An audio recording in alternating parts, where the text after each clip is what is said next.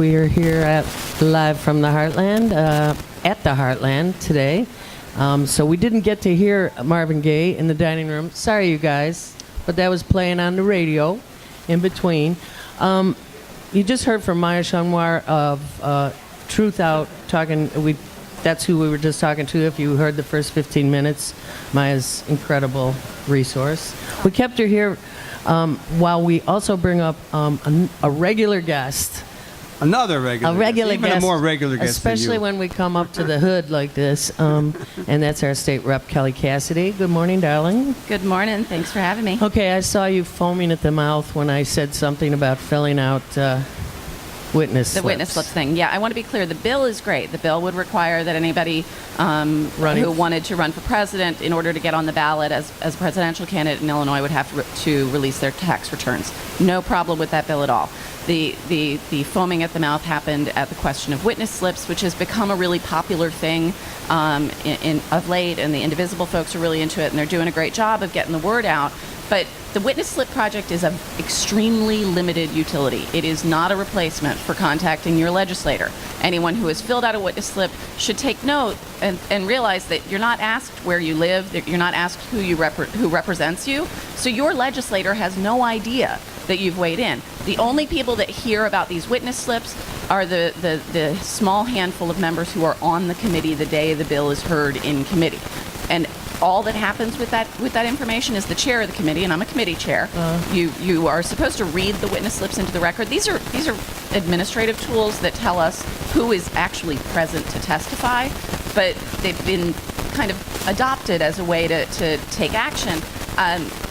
I'm ranting because it drives me crazy, because as an organizer, I want your butt in a chair at your legislator's office saying, do this or you're done.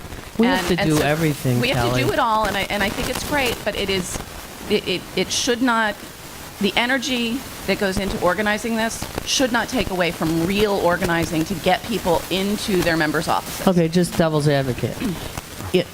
Springfield. Not a lot of us can go down to Springfield as often as it's required. But you can send a real email to your real legislator. Right. You can make a real phone call to your real legislator. Which we do. Literally, what happens in the committee hearing? So on House Bill 40, there are we actually have to waive the reading of all the witness slips into the record because you can't read all those 1,000 names or whatever. And so the 7 or 8 people that sit on that committee hear that there were 1,000 for and 1,000 against.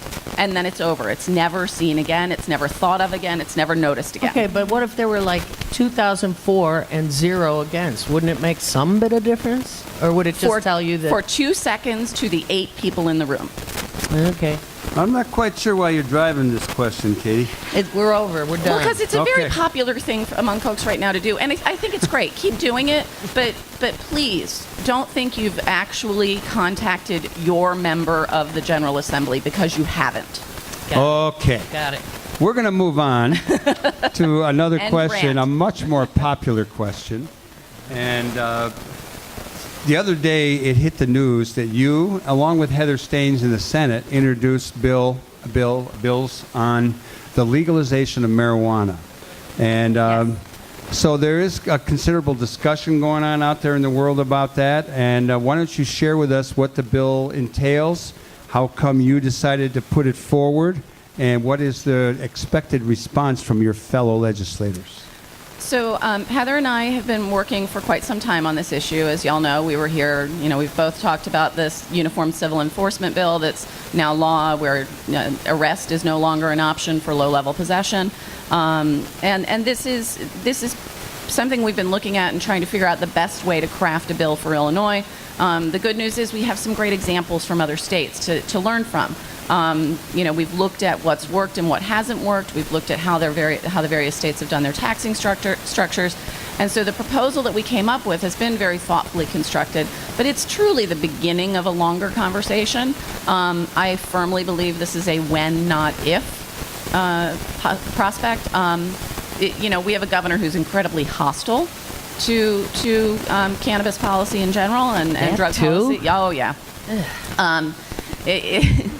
When's he going to run out of hostility? You would have thought a billionaire like him would have gone to Grateful Dead concerts and stuff. He actually did go when they were at Soldier Field recently, a couple of years ago. So I'm not sure what they'll let anybody in. But so it is, it's really just time to begin this conversation and start to craft what's going to work best for Illinois. The conservative revenue estimates are somewhere in the $400 to $700 million range. I've heard even higher. But that doesn't take into account savings at the state and local level on the law enforcement and incarceration side. It doesn't take into account job growth and business development and ancillary growth related to it. I mean, the tourism boom in Colorado was something they weren't prepared for. They hadn't contemplated what was going to happen and how much money was going to be spent coming to Colorado. And so I think that we'll see all of those things. And so that $400 to $700 million is really a drop in the bucket. Well, let me ask a question about Colorado. What happened to the illicit, illegal marijuana trade in that state with all of the pioneers out there who had been dealing in reefer for years? Does that still exist underground? Is that an issue? It largely disappears. What other states have done that we're hoping to do in a little smarter way, as states have allowed industries to grow, they've created these barriers to entry to the industry. Right. For not only is it in terms of huge cost to enter the industry, but also barriers based on your background. So these pioneers that you talk about who might have some background, because you're going to get pinched eventually. We need to look at a way to not exclude everyone that may have been conducting this business prior. And it's not going to be perfect.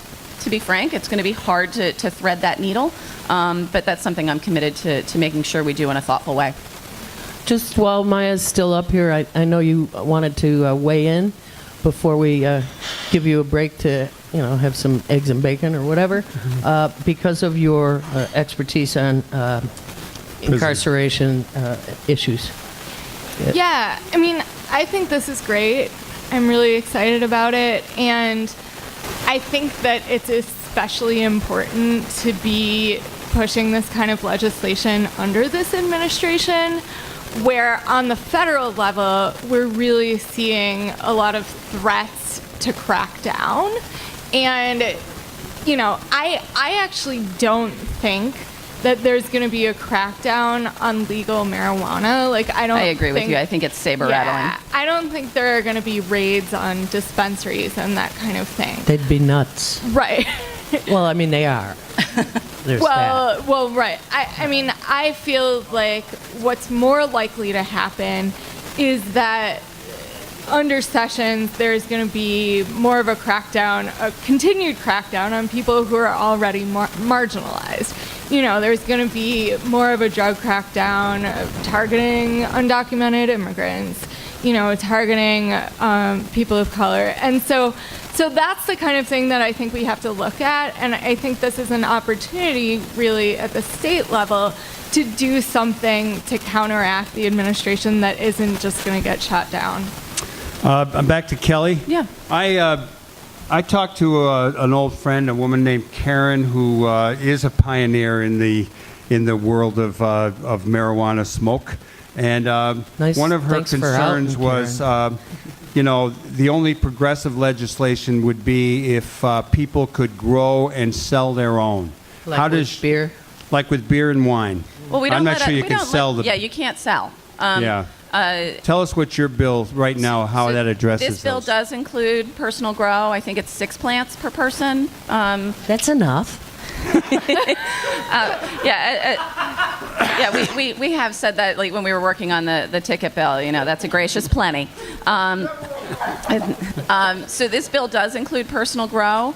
But to the point, we don't allow folks to sell the beer and wine that they produce at home, and part of that is that things that people consume, we have a responsibility to make sure they're safe. Such a thing as regulations. Yeah, exactly. So useful. So that is one of the issues there. So grow yes, sell no. That works. What if where will they get their marijuana if they don't grow it themselves? So we have a system up and running now with dispensaries. We're getting, it's taking a long time to get them up and running, and for that reason, the bill allows sort of a ramp up time where the existing industry members kind of have a head start. They can immediately expand, and then we'll put more licenses into the pipeline so that we can grow that industry and meet the demand. How do you see people getting those licenses if they aren't wealthy, well-heeled corporate? That's what we're looking at. We've put a cap on the license fee that wasn't in the medical bill. What a brilliant idea. They should do that on liquor licenses. And we've also, as I mentioned at the top, looking at ways to make sure that a background isn't an absolute barrier to getting into the industry. And to something near and dear to your heart, totally separate bill, House Bill 1804, that's moving through the chamber now, something I've worked on for several years, is going to allow folks who are currently incarcerated on something that we have changed the sentence for to get a shot at a new sentencing hearing. So that has an ancillary benefit here too for folks who may have been in the industry. That addresses the question of the pioneers who are incarcerated. Yeah, they can petition for a new hearing. Karen, her thought was, this is your constituency. There's lots of these people who are locked up in jail or could be locked up in jail, as opposed to other members of your constituency, whether it be Muslims or someone else, who aren't locked up in big numbers. Well, I mean, frankly, we know in our community we have a lot of returning citizens in our community and a lot of folks who are currently incarcerated. And so my work on criminal justice reform is not just based on the people that I represent, but based on what's near and dear to my heart and soul. And House Bill 1804 is something I've been pushing for several years, and I think we finally got the formula right. And it looks like we're going to be able to pass that. I'm Great sure work, we're going to come Great back work. to the marijuana legislation question a number of times over the next year or two. Absolutely. So Heather and I plan, this is, as I said, it's a bigger conversation and a long conversation because, as I've said on this show more times than I can count, people evolve more quickly than politicians. If we were a binding referendum state, I think that it would pass in a New York minute. We're not a binding referendum state. We have to do it by an act of the legislature. And so what we need to do, and back to that witness slip question or the putting butts in chairs or on phones, people all over the state need to be calling their legislators and telling them that it's important to pass this policy. Looking at, there are downstate communities where this is a huge, the cultivation centers are the biggest employer in communities. Conservative rural mayors have become activists for the cannabis industry because it's become a great job growth driver for their communities. Yeah. So we're going to have this conversation about the revenue, about public safety, about public health, about tourism, about economic development. And I'll go all over the state if I have to get this done. Indeed. Hallelujah. And thank you, Kelly Cassidy, for doing all that you do. Now, we still have Phil Dowling, but I'd love to give you a chance to talk about anything else that is pressing that people should be aware of, other than which Democrats can be but we'd love to talk about that, too. I hope so.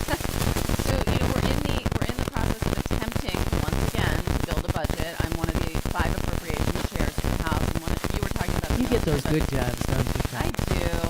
I get all the fun work. And we just had a hearing with the Department of Corrections. And, that is one of the few agencies in this governor's proposed budget that shows massive growth. There's a huge increase in their budget. A lot of these things that I love. They're building a mental hospital, an actual treatment center. They're building life skills reentry centers. But ultimately, they're also establishing the community-based neighborhood safety violence prevention programs. I identified over $20 million in cuts to those programs that are going to be replaced by a $5 million program for groups all over the state to compete for those pennies. So, it is a question of our priorities and where we're going to put our money. So they want to make sure there's beds to keep our people locked up, but they don't want to make sure that we have a way to keep them out. In addition, this director of corrections is a big fan of privatization. We have a statutory ban on privatization in Illinois, but that doesn't mean that we can't privatize everything in their uncle. So they sent out 124 layoff notices to nurses in the prison system. This week, I was on my way down to Springfield, and there are billboards from Wexford Health. Google that. They're under federal investigation for providing lousy health care. But they're our health care provider, and they have big billboards up and down I-65. Wexford Healthcare is hiring nurses for Illinois prisons. They're outsourcing this stuff. This guy loves this stuff. He's got another plan he wants to create. Again, kind of cool. He wants to create an employment program for inmates where they'll make more money than they make in prison industries, but they will make less money than people out on the streets would make for those jobs. And they'll have a savings account when they get out of jail. That's great to have money. Not great to rent our inmates out. I have one more question, and it relates back to the marijuana issue. Of course it does, darling. I'm getting. Shaving your time. It's Bill. not my favorite subject, but I am getting texts. And this person says, ask Kelly why we don't make immediate legalization of farming of industrial hemp a priority. That's in the bill. Hey there, read the bill, buddy. I will say, so a guy that recently left our chamber, Ken Duncan, Thank he God. got in bed with the governor. That guy. But Duncan used to run the hemp bill every year, and we have a little thing in the chamber. It's the Century Trophy. If you get 100 no votes on your bill, the industrial hemp bill was his annual source of the trophy. He would get 100 no votes on the hemp bill. The Farm Bureau is opposed. Makes no sense. But industrial hemp is in this bill. It's been in most of the legalization bills around the country. It's the way to get done. Wow. Yeah, it is musical break time. We're hoping some blues are coming up for you. We want to make note that Nicholas Nadja's paintings on the wall here at the Heartland are really something else. They're amazing. They're really, really nice art show up here. And that's to lead into our art segment. So take it away, Nolan, and we'll be right back with Live from the Heartland on WLUW 88.7 FM, Chicago Sound Alliance.